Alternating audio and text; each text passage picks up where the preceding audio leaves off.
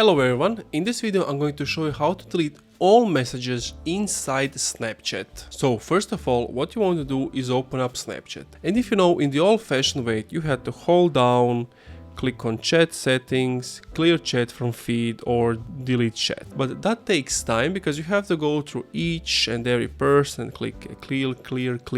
Now I'm going to show you a much easier and faster way to do it. Go to your profile and then go to the gear selector at the top right. Then scroll all the way down till you see privacy controls and clear data. From here you can see a lot of different options. What interests you is these clear conversations. Basically what you can do is just go each by one and one.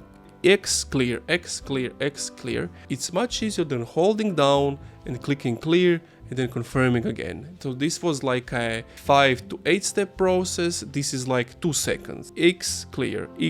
So it's much faster to do it. And that's basically how you do it. If this video has helped you out, leave me something in the comments. If there's something you need help with, also let me know down in the comments. Bye.